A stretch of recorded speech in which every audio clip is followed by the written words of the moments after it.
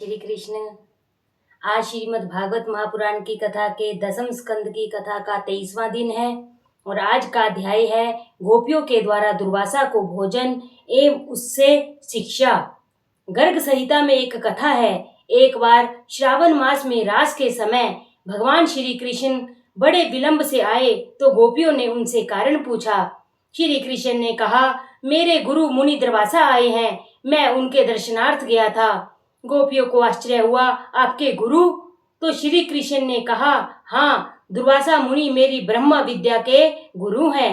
गोपियों ने सोचा, भगवान के गुरु कितने महान होंगे, हम उन्हें भोजन कराएंगी। श्री कृष्ण ने कहा, मेरे गुरु भूख लगने पर दिन में एक ही बार दुर्वा रस पीते हैं, भोजन नहीं करते हैं। तुम्हारा प्रेम शुद्ध होगा तो वे आहार करेंगे। गोपियों ने भांति भांति के मिष्ठान बनाए। सोचने लगी कि अब दुर्वासा को बुला लाएं। मुनि का आश्रम तो यमुना के सामने के किनारे पर था। बाढ़ आई हुई थी, करें तो क्या करें? उन्होंने श्री कृष्ण से पूछा तो उन्होंने कहा, यमुना जी से कहना, यदि श्री कृष्ण बाल ब्रह्मचारी और बाल उपवासी हों तो हमें मार्ग दीजिए। गोपियां तो जानती ही थी कि श्री कृष्ण दूसरों को परमानंद देने के लिए ही क्रीड़ा करते हैं। गोपियां अधिकारी थी, यमुना जी ने मार्ग दिया। गोपियां आश्रम में आई और दुर्वासा से भोजन करने का आग्रह किया। दुर्वासा ने कहा, वैसे तो खाने की कोई इच्छा नहीं है, फिर तुम्हारी इच्छा है तो मेरे मुंह में ग्रास रखती जाओ। गोपियों ने जो कुछ खिलाया वह सब कुछ उनके पेट में चला गया। गोपियों ने सोचा, ऋषि की संतान होगी ही नहीं, सो खाते समय याद नहीं आई। उन्होंने दुर्वासा जी से पूछा, आपने भोजन तो भली भांति किया है ना? दुर्वासा, नहीं तो मैं नित्य उपवासी हूँ। यदि मेरी बात जंचती नहीं है तो यमुना जी से कहना, यदि दुर्वासा नित्य उपवासी हो तो मुझे मार्ग दे। बिल्कुल वैसा ही हुआ। गोपियों ने श्री कृष्ण को भी सब कुछ बताया। गुरु शिष्य दोनों बराबर के थे। इतनी सारी रानियां होते हुए भी श्री कृष्ण बाल ब्रह्मचारी हैं और मिष्ठान का ढेर ढकार जाने वाले ऋषि दुर्वासा नित्य उपवासी। यह कैसे ब्रह्मचारी हैं और यह कैसा उपवासी? दुर्वासा को किसी भी प्रकार की वासना नहीं है। उन्होंने खाया तो बहुत, किंतु बिल्कुल स्वाद लिए बिना ही खाने वाला और खिलाने वाला नारायण है। दुर्वासा की यह ब्रह्म उपासना है। खाने वाला और खिलाने वाला ब्रह्मा ही है। सो उन दुर्वासा की बात सच है कि वे नित्य उपवासी हैं। श्री कृष्ण और दुर्वासा को किसी भी वस्तु के प्रति कोई आसक्ति या वासना थी ही नहीं। सब कुछ भोग कर भी वे निष्कामी थे। श्री कृष्ण ने गृहस्थ आश्रम और संन्यास आश्रम का समन्वय कर दिखाया। वे निष्काम ही हैं। निष्काम श्री कृष्ण का ध्यान करने वाला व्यक्ति स्वयं निष्काम हो जाता है। चीरहरण लीला की ऋषि रूपा गोपियां 5-6 वर्ष की कुमारी थी। उन कुमारिकाओं की इच्छा थी कि श्री कृष्ण उनको पति के रूप में मिलें। इसमें भाषा तो लौकिक है किंतु रहस्य अलौकिक है। जब तक जीव आवरण के अंदर होता है तब तक वह ईश्वर से मिल नहीं पाता। श्री कृष्ण ने सखियों को उपयुक्त समय में मिलने का वचन दिया था। ध्यान रहे कि रास में गोपियों की देह से मिलन नहीं है। गोपियों ने 5 भौतिक शरीर का त्याग कर दिया है। इन गोपियों का स्वरूप अप्राकृत चिंतनमय आनंद रूप है। पंच महाभूत के शरीर को परमात्मा स्पर्श नहीं करते। भागवत में स्पष्ट कहा है कि रास लीला 5 भौतिक शरीर के त्याग के बाद ही हुई थी। किसी को शंका होगी, गोपियों का 5 भौतिक शरीर कैसे छूट गया? श्री कृष्ण का वियोग तो अग्नि है। पति के विरह में जिस प्रकार पतिव्रता पत्नी जलती है, उसी प्रकार परमात्मा का विरह जीव को जलाता है। प्रभु के विरह के समय जीव का संसार में रममान रहना पाप है। श्री कृष्ण की विरह अग्नि ने गोपियों के 5 भौतिक शरीरों को जला दिया और उनको श्री कृष्ण की भांति अप्राकृत रसात्मक शरीर प्राप्त हुआ। 5 भौतिक शरीर साथ होगा तो परमात्मा से मिलन नहीं हो पाएगा। गोपियां कृष्ण विरह में जलती हैं। हमारी यह कुरूनता ही है कि यह जीव भगवान के वियोग के समय संसारिक वासनाओं से खिलवाड़ करता रहता है। संसार के भोग रोग समान ही है। गोपियां तो परमानंद रूप से मिलना चाहती हैं।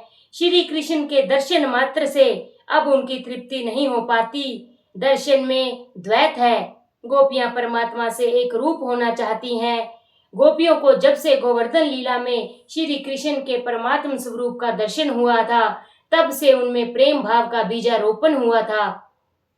उन्होंने कन्हैया की बांसुरी भी सुनी। प्रेम का आरंभ द्वैत से होता है। प्रेयसी और प्रियतम अलग अलग होते हैं। समय के साथ प्रेम बढ़ता जाता है तो दोनों को एक हो जाने की इच्छा होती है। मैं अब तू की इच्छा रखता है। अद्वैत की इच्छा जाग उठती है। मैं को मिटाकर तू होना, स्वयं को प्रिय पात्र से मिला देना, प्रिय पात्र से सायुज्य सिद्ध करना ही प्रेम है। कई बार गोपियों को उनकी सास बाहर नहीं निकलने देती थी। उनकी व्याकुलता को देखकर कन्हैया उनके रसोई घर में प्रकट हो जाता था।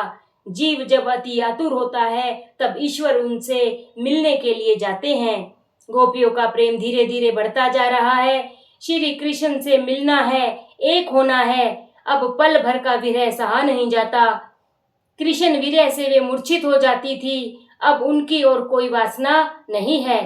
जीव शुद्ध होकर ईश्वर से मिलने के लिए आतुर हो गया है। अब रास लीला होगी। कृष्ण ने अपने बाल मित्रों से कहा था, जब भी किसी को मूर्छा आए उन्हें बुलाया जाए। गोपियों की मूर्छा उतारने का उपाय वे जानते हैं। गोपियों के मन और प्राण उन्हीं में है। गोपियां मूर्छित हुई तो कन्हैया को बुलाया गया। वे समझ गए कि गोपियों का प्रेम भाव बढ़ता जा रहा है। कन्हैया ने गोपी को सहलाते हुए कान में कहा, शरद पूर्णिमा की रात्रि को तुझसे मिलूंगा, तब तक धीरज रखकर मेरा सतत ध्यान करती रहना। वैष्णव तो प्रेमी से मिलने की आशा में ही जीते हैं। कन्हैया अवश्य मिलेगा। गोकुल की सभी गोपियां रास में नहीं गई थी। जिन गोपियों को अधिकार प्राप्त हुआ था वे ही जा सकी थी। युवा अवस्था से ही भक्ति का रंग लगाना चाहिए। वृद्धावस्था में भक्ति का रंग चढ़े वह ठीक तो है, किंतु उत्तम नहीं है। जो केवल वृद्धावस्था में ही भक्ति का आरंभ करता है, उसे युवा अवस्था के काम सुखों का स्मरण सताता रहता है। वृद्धावस्था में यदि अंदर से भक्ति उत्पन्न न हो पाए तो दूसरों की टीका टिप्पणी करने से का जी हो जाता है। परायों की, दूसरों के रहन सहन, घर गृहस्थी, व्यवहार आदि की चूत चप्पड़ करते रहना सबसे बड़ा पाप है। जब भी स्त्रियां एक दूसरे से मिलती हैं तो पति, संतान, बहू, कपड़े लत्ते आदि की बातों में लगी रहती हैं। जो भक्ति के रंग में रंग जाते हैं वे ऐसी फालतू बातों में भाग नहीं लेते। बाल पक जाने के बाद माला न फेरें तो उसका कलेजा और काला हो जाता है। बाल के साथ कलेजा उजाला न हो सके, यह बड़ी दुखद बात है। कन्हैया उस गोपी के कानों में कुछ कह रहा था और गोपी की मूर्छा दूर हो रही थी। एक वृद्धा ने यह देख तो उसको दाल में कुछ काला नजर आया। मुझे यह मंत्र जानना ही होगा। उस बूढ़ी ने ढोंग किया। घर का काम करते करते जानबूझकर जमीन पर लेट गई। बहू को दुख हुआ। उसने श्री कृष्ण के पास जाकर कहा, नाथ पधारिए, मेरी सासू जी मूर्छित हो गई हैं। बेचारी बहू को क्या खबर थी कि उसकी सास कपट कर रही है। कन्हैया ने कहा, जिसके बाल पक गए हों उसको मेरे मंत्र से कोई लाभ नहीं हो पाता, सो मैं नहीं आऊंगा। किंतु गोपी ने बड़े प्रेम से आग्रह किया तो वे इनकार न कर सके। कन्हैया ने वृद्धा का निदान किया। इस बूढ़ी के सिर पर भूत सवार हो गया है, किंतु चिंता न करना, मैं भूत उतारने की विद्या जानता हूँ। एक लकड़ी तो ला दो कोई। बूढ़ी ने मन ही मन कहा, अरे बाप रे, इतने में तो लकड़ी आ गई और कन्हैया ने उस बूढ़ी को 2 फटके मार दिए। बूढ़ी तुरंत बोल पड़ी, मुझे मूर्छा नहीं आई थी, मैं ढोंग कर रही थी। कन्हैया ने कहा, हाँ देखो, भूत बोल रहा है। 2 फटके और जड़ दिए। जरा सोचो तो, मनुष्यों का ब्रह्मावेश भारे वेश तो वैष्णव का होता है और मन में काम, क्रोध, कंचन, कामनी को रमाता रहता है। बाहर से भक्त होने का ढोंग करता है। यह ढोंग, यह अभिमान ही तो भूत है, जो जीव की पिटाई के कारण भूत है। ऐसे तो बहुतेरे लोग हैं जिनकी आकृति तो बड़ी आकर्षक, सुंदर, लुभावनी होती है, किंतु कृति भयंकर, घृणाजनक। उस बुढ़िया की भांति कभी ढोंग न करना। दंभ ढोंग ही भूत है। भक्ति औरों को दिखाने के लिए नहीं, प्रभु को प्रसन्न करने के लिए करनी है। कई लोग ज्ञान और भक्ति का जितना ढोंग करते हैं उतने ही वे अंदर से खोखले होते हैं। श्री कृष्ण तो अंतर्यामी है, उनसे कोई बात छिपी नहीं है। बोलो श्री कृष्ण भगवान की जय, बोलो श्रीमद् भागवत महापुराण की जय। कल का अध्याय होगा रास लीला का प्रारंभ और श्री कृष्ण की काम विजय। बोलो श्री कृष्ण भगवान की जय।